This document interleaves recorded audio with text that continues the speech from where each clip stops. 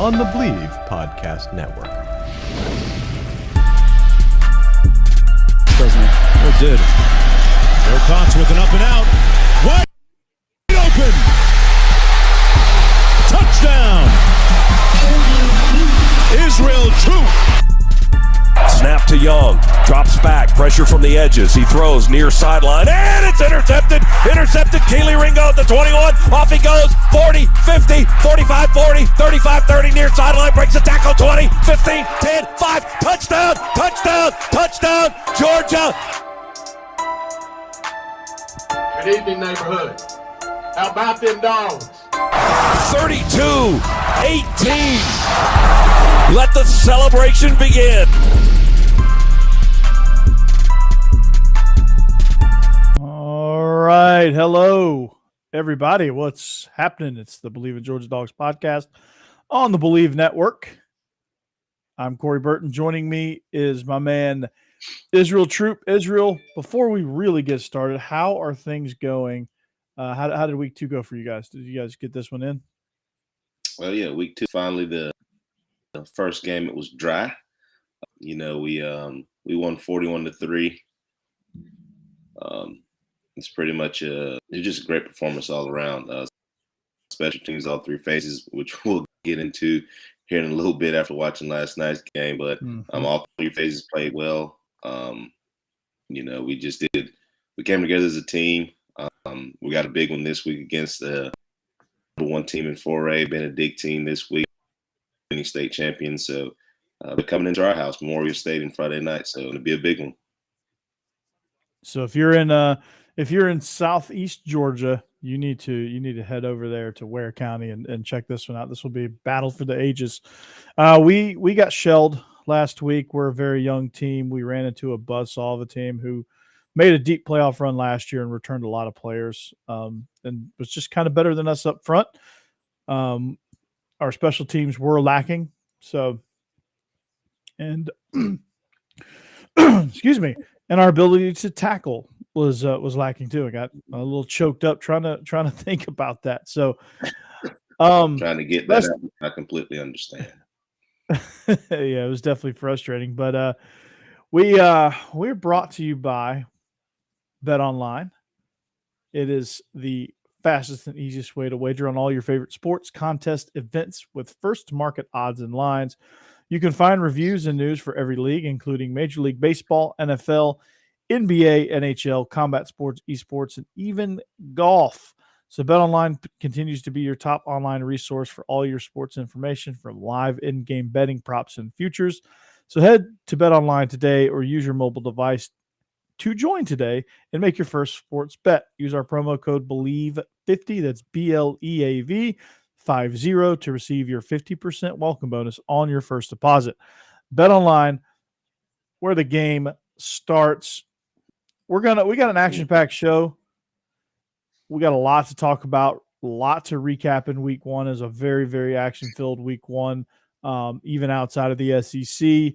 And we're going to kind of take a look and preview the week 2 matchup with the Sanford Bulldogs. And then we also, of course, are going to make all of our picks as well. So title of this episode is Roast Duck, and we'll get into that. We'll break that down in just a second. But how did you do in your betting this week? Man, I did awesome, man. The only team that let me down, which I knew better, because East Carolina, that first game at 12 o'clock, plays whoever they're playing very hard. And that game is usually closer. I knew better, but I just felt like Coach Doran and that staff would, squeak it out. Wish they could. But, the Pirates, man, they did a great job of holding them right there twice on the goal line. And that poor kicker, man, he can't go anywhere right now. I mean, had 2 chances to get it done. I know. So special teams, man. Special teams is important. Special teams is important. That extra point is very, very valuable. I did really well. The game of the week that surprised me, obviously game day was the Ohio State game. I thought a little bit more fireworks, but I love to see the defense from both sides. Going into, I think Notre Dame held their own, but they're lagging on offense right now, which usually they aren't. It's usually the fact that they can't play defense is usually the problem. Well, you But knew Marcus he Freeman most- was gonna bring it. So Oh yeah, absolutely. And the most entertaining game has to be not only yesterday's game, but the Appalachian State North Carolina game had to be the most entertaining game. How do you give up 40 quarter? And Gene Chizik is a great defensive. Ooh, he's got to be spinning his wheel. He's got to think about, man, I should have stayed in the booth. I should have stayed on TV. Things have done changed since I last was out here on this field. Yeah, he might be a great and brilliant defensive mind, but I don't know if he brought that on Saturday or not. He's probably scratching his head trying to figure a few things out. Going, okay, this guy. It's like an advanced calculus equation for him. He's like, this guy's going to go here. Okay, Absolutely. all right. Wait for the Coach 30 version of the North Carolina Appalachian State game. Wait for that. He's done Oregon and he's done Florida State. I can't wait for the Appalachian State one to come out. That's my favorite. I love that segment. Coach 30, man. Absolutely. So going to this LSU FSU game, man, it's like I went into this game like I was all week flip flopping. Like I have a feeling about Florida State, and then I was like, nah, it's LSU. They're probably better up front.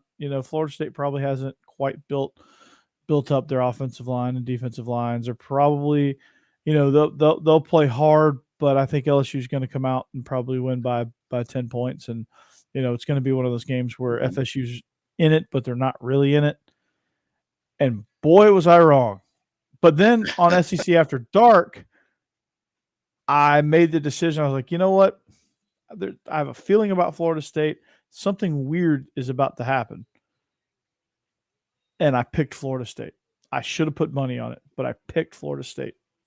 You know what? I should have texted you because I was torn all day, actually. I was like, you know what? I'm gonna go with LSU. No, I'm gonna go with just. Well, you texted me about Ohio State, and I steered you wrong on that. I don't blame Notre Dame. I took Notre Dame, and then I won that one. You know what it's about. You know to go opposite. I like that. So, my man is understanding the assignment here.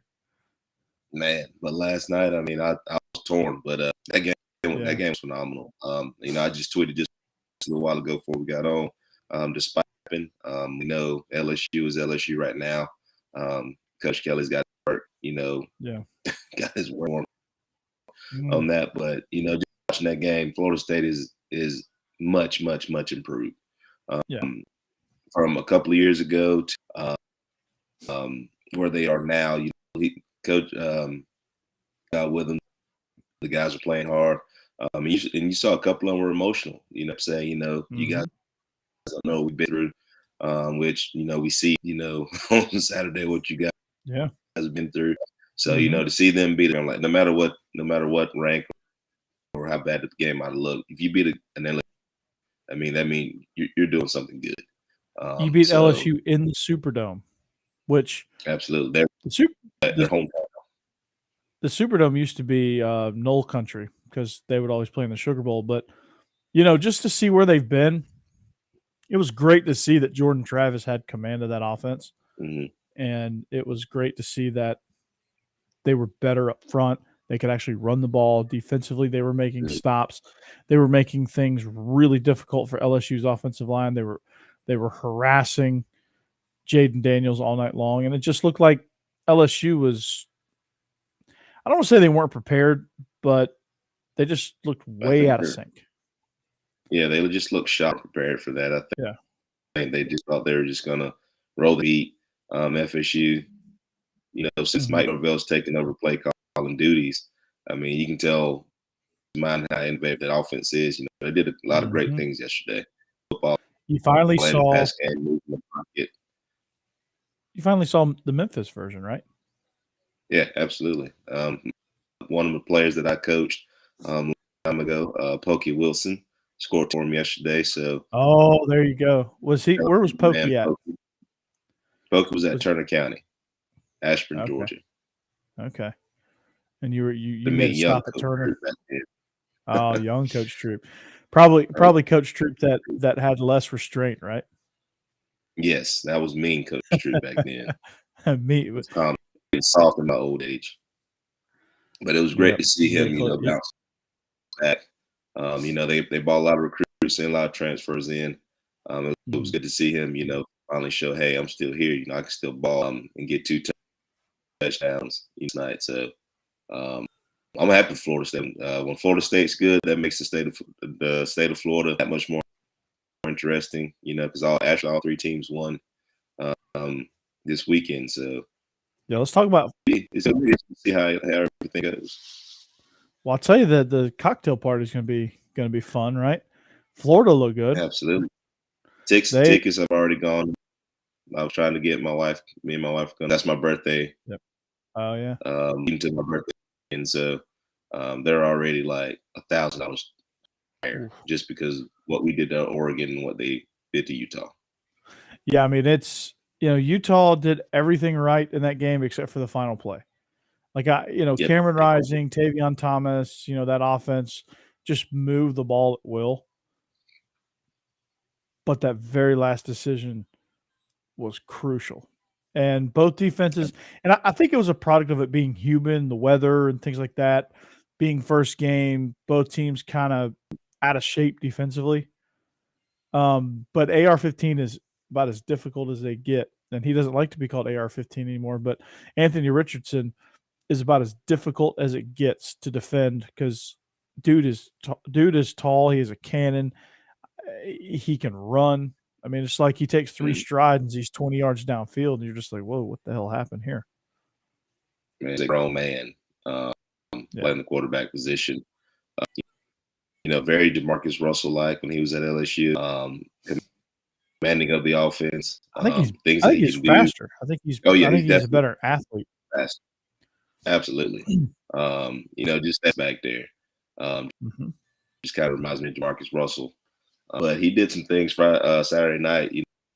That was impressive. The whole ball fake right there for the 2-point conversion was absolutely amazing. The way he used his legs, the way he was throwing the football. There's no question that he is QB1 in Florida. So it's going to depend on how everything goes between now and then. I think they got a tough test with Kentucky this weekend. We all know Kentucky and Florida. That game is always tough. This weekend, I mean, that game in Florida and Jacksonville is going to be more or less for the SEC East Championship, in my opinion. Yeah, I mean, I think so. I mean, you look at that game and you look at the Tennessee game, and it's going to be like the early 2000s days where, there's always that triangle of Georgia, Tennessee, and Florida. In the early to mid 2000s and early 2010s, where like you get this like Georgia beats Tennessee, Florida beats Tennessee, Georgia loses to Florida, and you get this like triangle of each team has the same amount of losses and who's gonna it's basically like a coin flip. So I mean, with Florida being as good as they are, maybe they're the second best team in the East. I don't know. We'll kind of see. This will be their first big test as far as playing a conference opponent to see kind of where they are. And I don't want to ever say I'm excited about Florida football, but watching Anthony Richardson was a lot of fun. I ended up watching that game more than I did the Ohio State Notre Dame game. Yeah, that game. I was flipping back and I was torn because I wanted to see could Notre Dame pull off the upset, But once I realized that Jackson wasn't playing and they were missing a bunch of people offensively, I was like, this is not going to be good for us. But at the same time, absolutely, and it's really different to see them do that. It's usually they have a bunch of receivers on deck that can kind of come in and replace those guys. They just looked out of sync across the board. But that Florida game was absolutely it was a great game. No doubt. And then there's some tough tests this week that we'll talk about in our pick segment. But let's move on. The title of the show is called Roast Duck. Georgia. Let's talk about that game. Georgia, 49-3. Obviously, Coach Smart's going to say he has to say, yeah, there's a lot of things that went right, A lot of things that went wrong. We'll fix the things that went wrong, and we'll plug right ahead. But luckily, we're not on the coaching staff, so we can kind of dwell on the positives here. So you go your first 7 possessions, and you score 7 times with ease to 5 different players. Mm-hmm. McConkey had a pair, and I can't remember if anybody else had multiples, but it was absolutely impressive. The first touchdown, the reverse to McConkey, the naked bootleg out of the I formation to Stetson. Then you had the crazy pass to Lad McConkey, where Stetson dodged like 4 guys. That one got Coach 30. That was funny. Yes. And then it just, I mean, Georgia just dominated, just whipped Oregon's D line and defensive front all freaking day long. It was amazing to see how comfortable Stetson looked. I think that's the biggest takeaway that I get. And the biggest question was, how would he do, coming in this year, with all the pressure, blah, blah, blah, blah, blah. I don't think there's too many people doubting Stetson right now. He just took down our 11th team in the nation. Despite about it, they are still the number 1 team in the nation that he just put 49 on is nothing. Mm-hmm. You know what I mean? So it looked like a scrimmage at practice. Took command of the offense. They rallied around him. Washington out here hurdling people. Mm-hmm. McConkey's just, butt naked in the end zone. We're scoring on bootlegs. Mac and Milton are out here catching passes. They're running reverses. It was absolutely what we wanted to do. It was wide open, fast paced. An offense that you wouldn't think in a million years that Kirby Smart would want to bring in and incorporate. And here we go. And here we are. And I'm absolutely here for it. I love it. We stayed in a lot of 12 personnel the whole game. It's really hard to get those. You got 3 of them, but you can't keep them off the field. So, a lot of 12 personnel type stuff. Carey's got his touches too. The only thing that I didn't see Eric a whole lot in the game, but it is what it is at that point.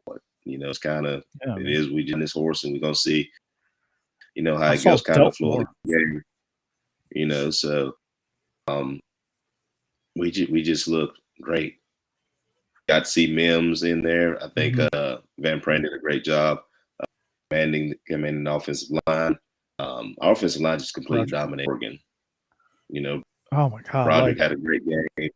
Mm-hmm. I think he was on pressure. Maybe the whole game. I think he was pressured once, and it was on that bootleg. Every time we dropped back, it was just like he was sitting back there, bouncing. And he'd fire one and find somebody. It was like there's one situation. It was like 3rd and 10. I was like, yeah, we got this, man. Like I didn't sweat once during that game. Like I was like, yeah, we're this. I've never watched a Georgia game and not felt like at some point we had a little pressure on us. Yeah. This one felt like we were playing an FCS opponent. Yeah, and if it wasn't for who the head coach for the other team was, I'm pretty sure a lot worse. Confidence. I think we kind of stopped ourselves a little bit offensively. And then you look at us defensively. We're smacking people around. We're playing fast. We had a couple of assignments here and there, a little couple of busted coverages every once in a while. But we're playing fast. And Oregon was playing fast too. Yeah. Little hitting people. We're just not wrapping up. So we have missed tackles here and there, but we're not skipping the beat on defense on the defensive side either. Defense comes up with 2 picks. Having back is absolutely amazing back there in the center. Mark picking off a pass like he's a receiver. It is. Yeah. It's crazy. You would think that it's a rebuild season. We just literally reloaded. Yeah, Dumas Johnson was commanding in there on the interior. Nolan Smith was a problem. Smell Munden was a problem. You got some guys rotated in at the defensive line that had some good reps, and every single one of them contributed. Jalen Carter I think he tossed an offensive lineman. He completely just said, "Excuse me, I'm here to make a tackle," and just politely, aggressively moved homeboy out the way. Yeah, it didn't even look like he hardly touched him. It just looked like he kind of tapped him, and the guy went flying by. Yeah, he was like, and then he went and just move. crushed the running back. Yeah, it was a completely dominating performance. Like I said earlier, if it wasn't for head coach, I think we crossed 60 on Oregon. Mm-hmm. I think honestly, if it was anybody still there. Yeah, if it was anybody else as head coach, we would hunt 60. Oh, totally. We would have totally made a statement in that one. And I'm glad. I am so glad we had that goal line stand at the end of the game. So glad. Oh, absolutely. Because 49-10 just does not have the same ring. No, it just doesn't feel as good as 49-3. And you're lucky you got that 3. Yeah. And they got that 3 early. Yeah. Like they had their Oregon's one good sustained drive. Yes. And they moved the ball. I mean, Oregon's not a bad team, but I mean, no. I think they're going to be competitive in the Pac-12. Absolutely. They're going to cause problems over there. I think it's just a measuring stick for how good they can be, despite the score. They did show some really good things. I think Bo Nix is going to Bo Nix against Georgia. I mean, that's just how it is. I think his upside is really good. He made decisions. But I think once he gets into the flow of things, and it's not Georgia that he's playing, I think he's going to do fine. Honestly, I do wish him the best now after we played him. Yeah, now we can root for Bo Nix in Oregon and Dan Lanning and stuff. We can go say, all right, Dan, you and Oregon are 0 or you and Utah are 0-1. Go over there and win the Pac-12.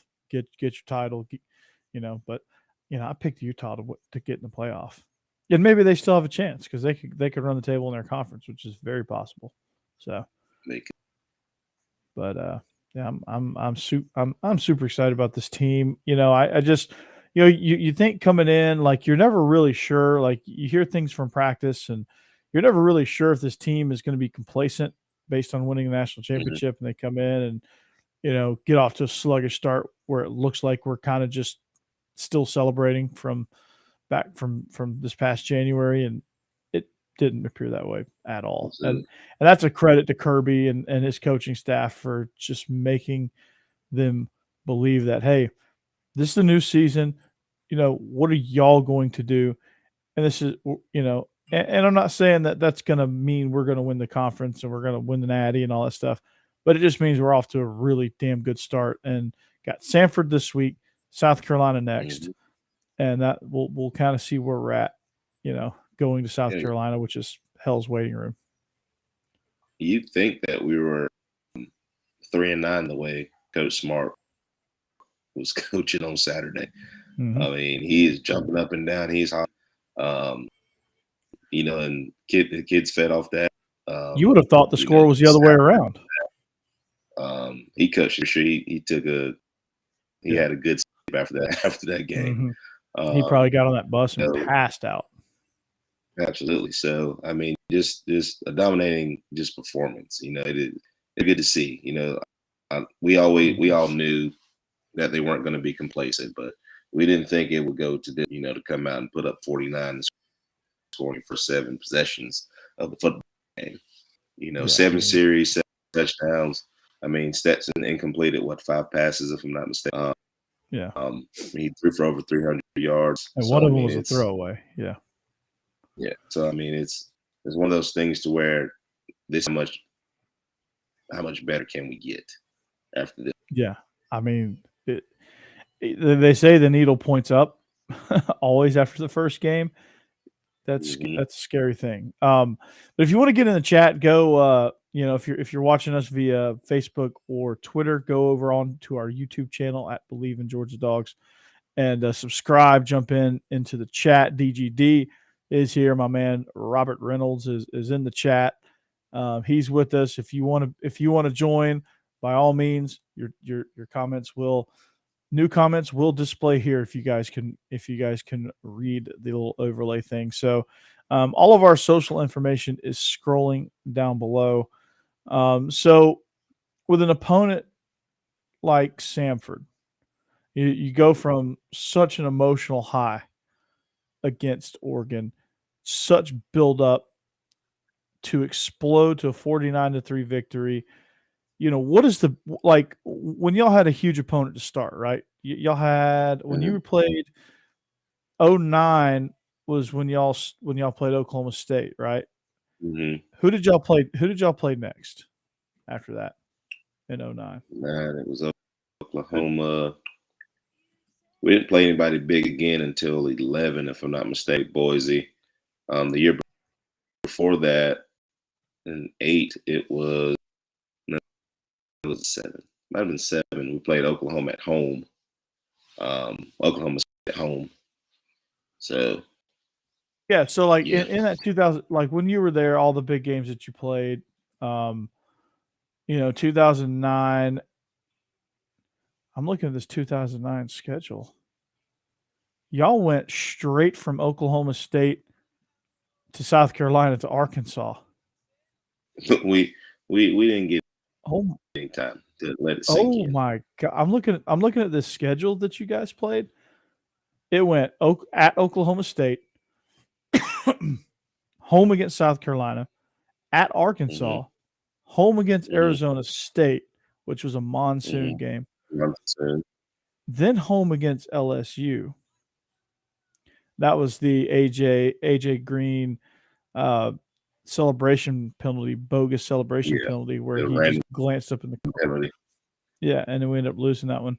Then we're at Tennessee, at Vandy, cocktail party. We didn't get a reprieve. We had the bye week from between Vandy and Florida, but y'all didn't get a scheduled reprieve until November 7th when y'all played Tennessee Tech. Yeah, dog. Holy cow! That's what most people. I mean, that was a rough year.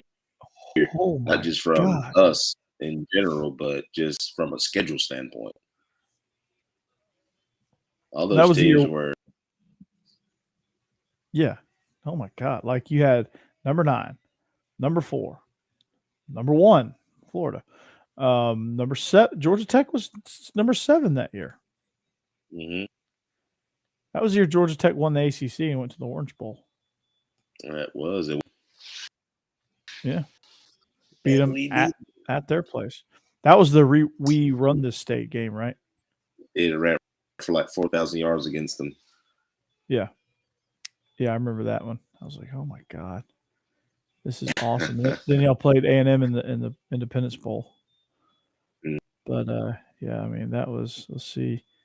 Y'all went back-to-back L's that year at Tennessee and LSU. I remember going to the Tennessee game. I remember that was the last time I went to Neyland. That was the Lane Kiffin year where they ran nothing but bootlegs against you guys. Yep, that was a nice fun night trip, to say the least. But when you play a big game like you just played, I think this week is more so get your feet back underneath you, get back level-headed, stop reading clippings. It's time to go back to work. I think this is also a time to where those guys at the bottom of the list, I mean, not bottom list, but bottom, they start to get their reps in. You build a comfortable league. It is Coach Hatcher, who's there with and that whole crew during that time at VSU. So, there's going to be a lot of mutual respect there. So, it's not going to be one of those things to where here's your check, and we're going to beat the hell out of you, and y'all get back, bust your plane, and go home. Yeah. A lot of respect between those two. A lot of gamesmanship. At the same time, you're there to win a football game. You're here to build some well. So this is a great time for, if you're – I think this is – I don't know how much longer the red shirt deal is anymore in college football. So if I'm trying out the red shirt, I'm trying to make a in this game. I think you can play 4 games. So, you can get a lot of people in this game, I think. this would be a great one to get like Stetson to halftime and let him hang 4 touchdowns and call it a day and give it to Carson Beck and let him run it. I mean, I think if things are going well, I Bleav you can do that kind of thing. I'm with it. And let some of these young receivers get some reps. Kind of let's pad AD up a little bit. These games right here, times to where you don't want to show a lot because obviously the other team's going to get the film, but you also want to show some love to your receivers because we already know our MO, what we're going to do. Kind of show some love to your receivers right here, throw the thing around a little bit. Let's try some run things. Kind of see if we like things like that. Experiment a little bit, but experiment within your offense, making up plays to see if you can do. Not just going to here's a few plays that I think will work. Let's stay within the realm of our offense. Get a little tags defensively. Making sure that we can play zone, making sure we can play man, making sure we blitz. We hit our gaps and things like that. Just kind of tweaking some things. You didn't run against Oregon. Show just a little bit against Samford, kind of see how it works. That way, if you need to tweak it moving forward. Samford's an air raid team, so you're going to get plenty of work. Absolutely. It kind of get you ready for the Alabamas and Tennessee whenever Tennessee especially because we already go moving forward. So this is a game that can prepare you. It can either hurt you or it can prepare you. But I think we're going to let it prepare us for the road ahead. Well, as long as we don't go watch film from Iowa, South Dakota State on how to play an FCS team where you get 7 points, but not a single touchdown was scored. Yeah, between both teams, 7-3, and you had 2 safeties and a field goal. Yeah, that was I've never heard of that happening in a football game before. It was about as ugly as it gets. That's a bit. Spencer Petras was about as dreadful as you could be. So you hope that Stetson. I mean, obviously, Clemson game is very. This is some bad football here. This is just bad. The talent discrepancy between these two teams the score should be reflecting that right now. But absolutely. All right, but back to our boy Stequavius Bennett. Yep, Stequavius, man. It's that tight fade, dude. If he can come out and fire on all cylinders, he was like, he's got that thing lined up. Before next week, got to. Yeah, he's got to keep it now. Absolutely. He has no choice. That's his edge, man. Okay. You stop me. Feel free to stop me. Feel free to jump in and stop me. But I've been hearing rumblings of New York City with Stetson Bennett. Please stop me. If he keeps this up, he's not your quintessential New York City guy, if you catch my drift here. Yeah. But does he at least get an invite if he keeps these numbers up? If he keeps up, I don't see how he's not invited. In my opinion, he might not win it. So he's not going to win it. He might not win it. But if he keeps right, I think it's now against top-notch talent that he's about to get. Yeah. Really good chance that he's going to get invited to New York. Yeah. I mean, I think it's about as wide open as it gets. I mean, Bryce Young has every chance in the world to be able to get it. But, yeah, if he keeps it up, man, he deserves it because those numbers are great. The impact that he has on this team is great. I mean, I was listening to Kirby Smart's press conference, and he was talking about, somebody asked him about what led to you sticking with Stetson. Was it difficult? And he said, no. I mean, it's what we needed at the time to fit what we do. And we needed somebody mobile. We needed somebody that can move around and take command of this offense. And he got people to Bleav. Like if you don't, like if you are a Stetson Bennett hater or doubter at this moment, I don't know what else he can show you, to be honest with you. I don't know what else he can do. He is absolutely. I mean, I just don't know. he's everything you want in a quarterback. He and being the second year in it as far as the guy. Well, I guess it's the first year that he's the guy. Yeah. You This is know, the first just time he's shows you been what happens unequivocally the guy. when it's you and you don't have to look over your shoulder all the time. You just go out there and play ball. And You know, that he's and doing. you got the He's very, very weapons. comfortable. I mean, the weapons we have is just crazy. I mean, it's absolutely phenomenal, the weapons we have. I'm just so excited with the team, man. And also not just because of the things that we have, you know, just offensively and defensively. Obviously, that's important, but just the fact that we came out and intended to beat the hell out of Oregon. Mm-hmm. Like, I mean, teams in years past would have. This game would have been a 24-10. mhm. Get out of there. You know, you look good enough to win, but there's some things that you point to. You're like, okay, this is a concern. I know I should feel that way. I know I should feel like, you know, there's got to be something with this team, but like the way this team played on Saturday, it's like they're out to prove, hey, we lost 15 guys to the draft. Mhm. We can still whip your butt.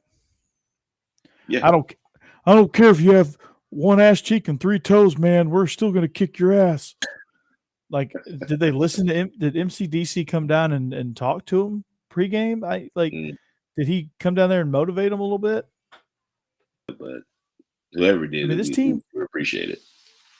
that was a motivated performance, man. It was like this team was like, hell no, we ain't gonna be the headline of, oh, well, you know, Georgia had a lot to replace. This team took it, as Michael Jordan say, I took it personally. Yeah, took it And they personally. played like it, man. They played with an edge. And I love it. Absolutely. And you just hope that edge stay against the not so home opener. formidable. It's got to. It's a home opener. It's a home opener. You know they're going to come out, jump out to a 35-0 lead, and pull the starters, and you know Carson Beck and Brock Vandegrift are going to get their run out, and you know you're going to see Jackson Meeks have a big day and guys like that. When they unveiled Robinson, the 2021 thing for the ship, man, that place is going to be rocking. When they announced your 2021 national champion Georgia Bulldogs as they're about to come of the first home game. Here comes the smoke, and they can't really do the light show during the day, but you know, the Trump is going to be blaring before the game. I mean, it's going to be a great atmosphere. That highlight package that's going to have the Keely Ringo. I'm getting goosebumps, man. The Keely Ringo pick on the highlight reel. Mm-hmm. Like it's hard to really hype up this game with Samford. I mean, they're a good air raid team. They're going to be a solid force in the Southern Conference at the FCS level. But it's just hard. It's just hard to hype this one up. So, for me, just stay healthy, play sharp, let the backups go, and let the backups, let Carson Beck run the offense like you did a couple days ago, and then just ball out and let's get ready for South Carolina. And there you go. In the heat box, which Carolina. I've been telling people for the longest that it was questionable. He was very much. You didn't have to convince me. Now it is a very good Georgia State program. Coach Elliott has done a great job with getting that on the map. They've been winning ever since he's gotten there. And at the same time, I mean, dude, you've been a starter before. Did you think coming to the SEC was going to be easier? No. So I wasn't impressed. Well, I was not Mr. Rattler. Well, hold your thoughts on South Carolina, because we need to jump into our pick segment because I'm gonna go through some of these games, and we're gonna make some picks. All right, we're gonna make some conference picks. We're gonna make a couple out of conference picks, but we're gonna make some picks. So, on your Spencer Rattler comments and point, South Carolina travels to Fayetteville, Arkansas. Now, South Carolina is 8.5-point underdogs at this moment. That line will probably get teased down to about 7 or 6.5 by week's end. I bet. Taking Arkansas no matter what. Yeah, I am too. I'm just not sold, and I'm not sold. I'm with you. I'm not sold on Spencer Rattler. I wasn't sold on Saturday. It's just He's about to see better defense in Arkansas than he saw from Georgia State on Saturday. way better, way better.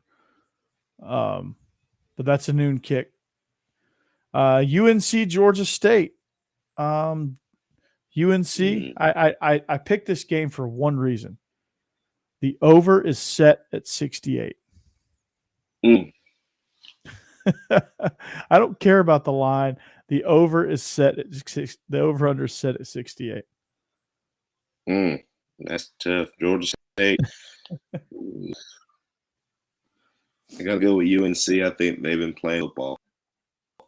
I think the offense is going to be good enough to keep them out of some trouble. Do they hit the over? That's the question. Ooh. North Carolina is going to win this game. They're going to win by probably 10 plus points. I don't think.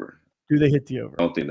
I think Georgia State's defense is a little bit better than Appalachian State's defense, in my opinion. Okay. Fair enough. Well, another out of conference game. Jeez, man. The battle of the ACT and the smart people schools. Duke travels to Chicago, take on Northwestern. Duke is 9.5-point dogs. I'm taking Northwestern. Duke is pretty bad. Who can be more? It's going to be Northwestern. Northwestern can run the ball. Yeah.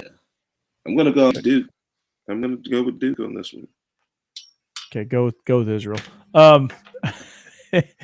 Noon kick from the SEC. Missouri travels to take on Kansas State. They travel to the Little Apple, Manhattan, Kansas, to take on the Wildcats of K-State. K-State, an extremely physical football team. They are 8-point favorites at home over Missouri. I'm taking Kansas State. I think this game will kind of get ugly a little bit. I'm taking Kansas State too. I think they're clicking right now. Looks like they're having a lot of fun over there and right now. Since the new regime's kind of come in, they're a little bit more sporty on both sides of the ball too now. So yes, they finally got some pieces. They're going to be way in more there. physical than Missouri. Yeah, Missouri. I'm not sold on Drinkwitz. I'm just not. He's not a good fit. No, Big noon kickoff. What? He's a dork. They said he looks like a preacher or something like that. That High SEC coaches, youth pastor or something like that. Yeah. Something like that. Yeah. He looks like a youth pastor. Yeah, that's always a funny graphic. Kirby was the private school history teacher. Yeah. Christian school history teacher. That's what it was. That's funny. Big noon kickoff. Gus Johnson, Joel Klatt, Fox game of the week. Bama rolls into Austin, takes on the Longhorns. Bama's 20-point favorites. Do they get that on the road? I'm going to take Texas. Yeah. I just think the spread is too much. I think Bama wins, but I think 20 is a lot. I just have a hard time believing they're going to blow Texas out by more than 20 points. I mean, Georgia did it to Oregon, so, I mean, it's definitely possible, but this is Texas Super Bowl right here. Like, this is the game they've been living up for. With that whole brand new stadium, that stadium is sweet now. Longhorn on the opposite end of the end zone right there, man. You can't. You got Bevo. You got. I mean, it's just. I don't think Texas is going to win this game. No. They may not even, Bama may even win by 2 touchdowns, but 2 touchdowns is not 20 points. Yeah, I think 20. So 20 I'm taking is a the lot. points here. I'm riding the points here. I'm taking the Longhorns as well. I agree with you there. Yep.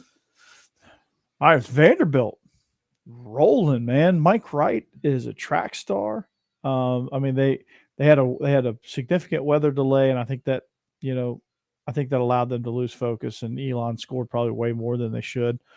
But Mhm. Vanderbilt, they're playing hard. They can run the football.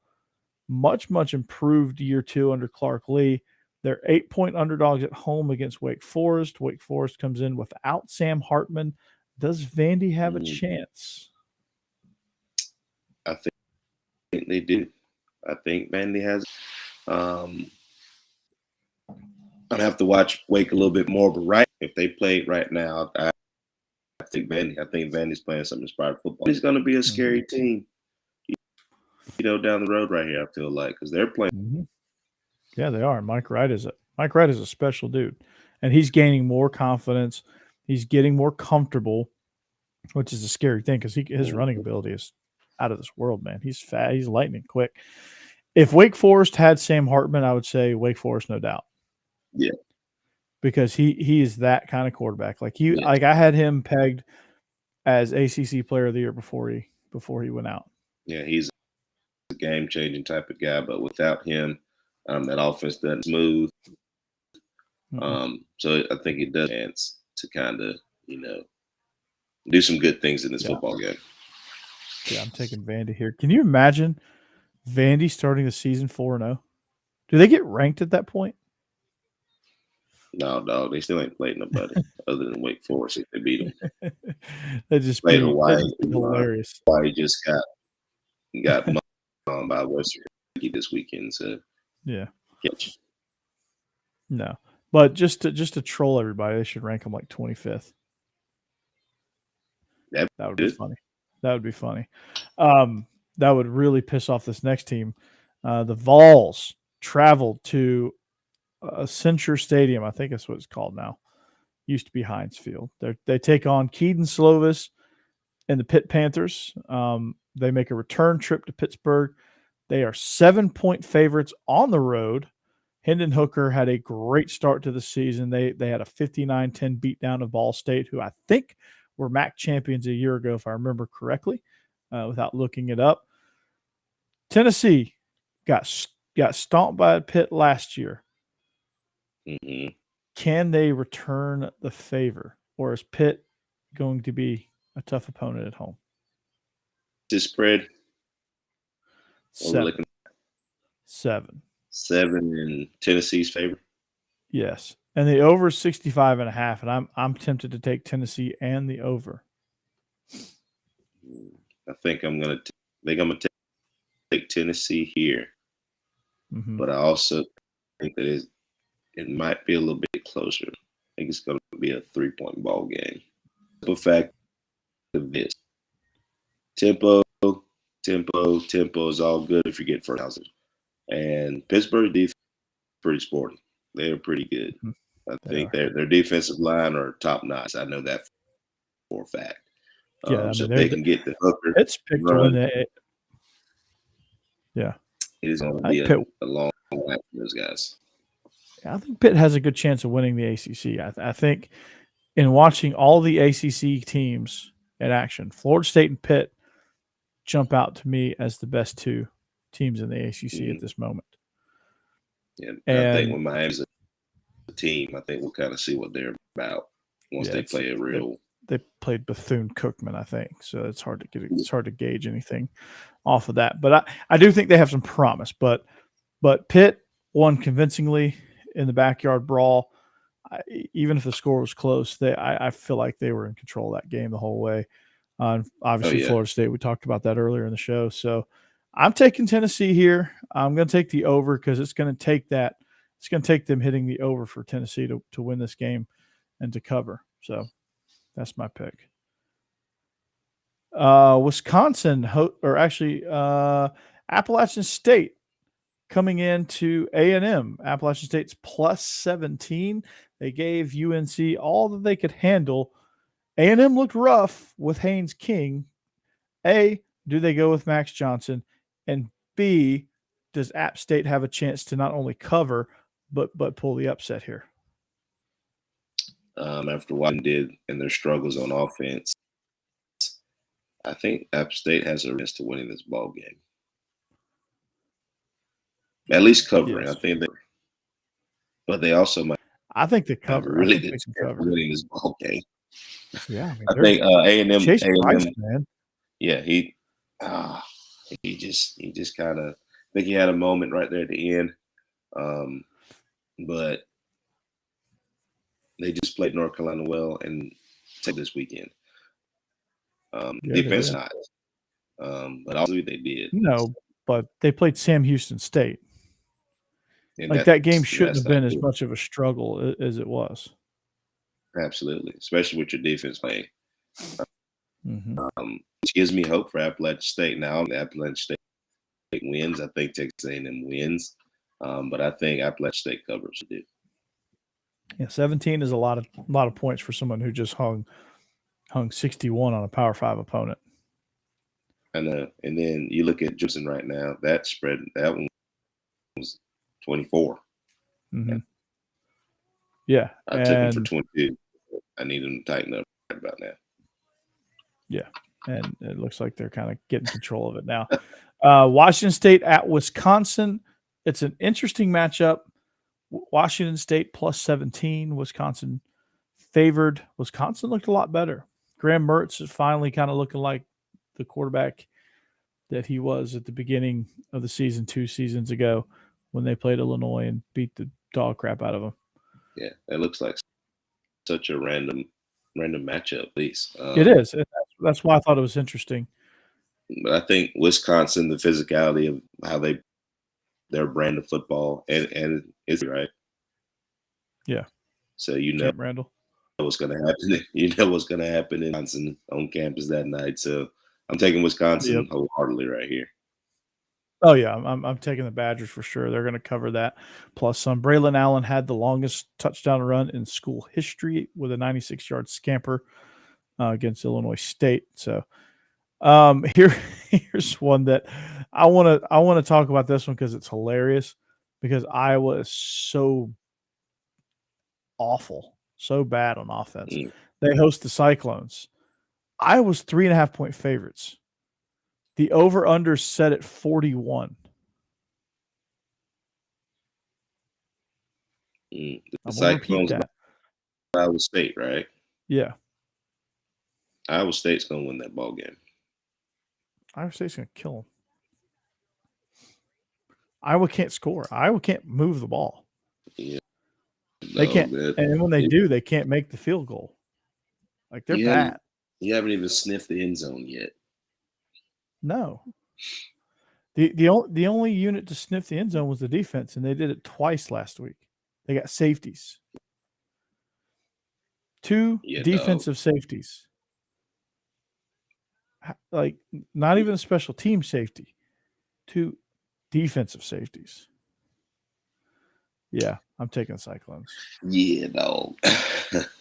That's for sure. All right, Kentucky, Florida. Florida's 4.5-point favorites in the Swamp. What do we like here? Swamp this year? It's in the Swamp. I'm taking Florida. Okay, I think I got to go. Boy, if it was in Kentucky, I'd take Kentucky. Got to go with Florida in the Swamp. Sorry, after Vinny. what they did last week. Yeah, I mean, the energy that they're going to play with. Anthony Richardson is that guy. Yeah. I'd have not gotten the set, so I need to look at that. But if I go right now, then I've got to go with Florida on this one. I'm with you there. And the last one we're going to pick, it is an SEC game, but it is the Pac-12 After Dark.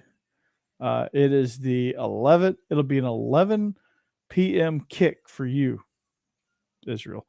The Bulldogs, the Pirate himself, who's used to playing in this time slot, travel out to Tucson to take on the Bearcats. Bearcats, right? Wildcats. It was Pooh, Arizona. The Wildcats. Wildcats. Who's the other Bearcats? Cincinnati Bears. Why? So why does Arizona do bear down? Don't they? Aren't there? Isn't their slogan "bear down"? I don't know. I don't know. That's a I never really sidebar watched thing. So I don't really know. Yeah, they. Well, they haven't really given you much reason to. They are 10.5-point dogs at home against the Pirates in Mississippi State. I'm obviously taking Believe Mississippi that. State here. Yeah, I believe it too. Yeah, they're pretty bad. They physicality showed a little bit of a pulse. Mississippi State physicality kind of turned down. Arizona State also hasn't shown any scares me to be worried about them. So yeah, well, I'm definitely taking the Bulldogs. Go Dogs. And I don't think Cassidy Johnson says, is Brian Kelly an SEC coach? That was sad last night. Yes. Uncle Lou. Really? Clemson has no hope, according to him. Yeah. Uncle Lou. This game's pretty pitiful. So, but anyway, that's going to do it for us, though. That's going to now 7 passes tonight by one person. It's more. It's 5, but I'm counting other just because. There you go. There you go. Try to draw them offside 42-yard line. Yeah. Just punt the ball. Oh, they're going for it. Oh, he falls. Oh man, this is wonderful. Do you think Jeff Collins threw his Waffle House cup? Right. Jeff Collins don't make it through the rest of the season. I hope he does. They can't afford to, though. They can't afford to fire him. He has a terrible buyout. They're not playing. Like, honestly, they're really not. They're playing inspired football. But this ain't you and I both know this ain't gonna last. Yeah. It's not. For Tech fans, I bet they wish it would, but like it's just Jeff Collins is, not the answer. It's just not. I love his suit he had on today. I like the color scheme. And did you? I mean, he's very oddly shaped too. Yeah. The seams and everything is kind of. Suit was on point. Though. I will give him that. It cut off like he had the ankle showing, the capris. The might have been kind of ashy. Yeah. He's trying to rock He's going to rock the LeBron suit. The shorts. You remember when LeBron tried that? Yeah, I'm all for. I got a couple pair in my closet or whatever, but my ankles look good. Joggers, and a suit are two totally different things. That is very true. But they're going like to people the ankle showing suits these days, man. So well, people with Jeff Collins and I's body types, like showing off ankles is just with me. I'm vertically challenged, so showing off ankles is probably never going to happen. That's just as long as I live. That will never happen because I just don't. I just can't find. I'll have to get them hemmed to like a 23 length. Just to show the ankles a little bit. I mean, it's gonna get they're gonna get real short, and I'm gonna look goofy. Like me personally, I would look terrible in a suit like that, and so does Jeff Collins. The jacket's on point, the design's on point, but I just don't. It's too tight, and it's the color scheme and everything is very, very good. I do like that. Yeah. But it's questionable. It's cut like weird. It fits him weird. That's what it is. You got to embrace your body. It fits him. Yeah. I mean, dude, it's like he's wearing a skinny suit and he's not a skinny dude. Like I know better than to wear a skinny suit. Yeah. I don't wear skinny suits for that reason because I'm not skinny. Yeah. I like to eat. True. I like to eat. I like to eat a lot. I really like to have drink meat. beer for like a decade. I drank like too much to- of it. I like to coach Pittman. I like to have it every once in a while, Yeah. more often than not. Some people, I'm the dude that brings the cold beer to the, oh my God, he would have had it too. I'm the guy that brings the cold beer to the barbecue. And if it's a dry barbecue, I'm bringing sweet tea, Yeah. which is equally as bad for you. Jeez. That's me. Come on, Clemson. I need you to score 10 points. Help brother out here. I actually took 22 here. Oh, did you? Okay. I did. There, you teased it down to 22. I had to. I felt my soul told me that it wasn't going to happen. Right. You kind of have to, but anyway, that's going to do it for us. We're gonna go finish this Georgia Tech Clemson game elsewhere. Got school tomorrow. I know. I'm I excited got about that. Yeah, got school tomorrow. Boo. But anyway, we are the Bleav in Georgia Dawgs podcast on the Bleav Network. Follow us on social media. It's scrolling down below. We thank you, Cassidy and Robert, for joining the show with the comments. Keep them coming. Subscribe. Get our numbers up. We had our show hit close to 400 viewers last week, and we were lucky to get 20 viewers a few weeks ago. So the view counts are going up. So join in before. It always does in football. Some great content, by the way. Mm-hmm. Good way to get it too. So beginning of the week, we get that fresh reaction. So we hope you enjoyed. We are the Bleav in Georgia Dawgs podcast presented by Bet Online. We thank you for listening. We thank you for watching. And we'll catch you back here next week. Go Dogs.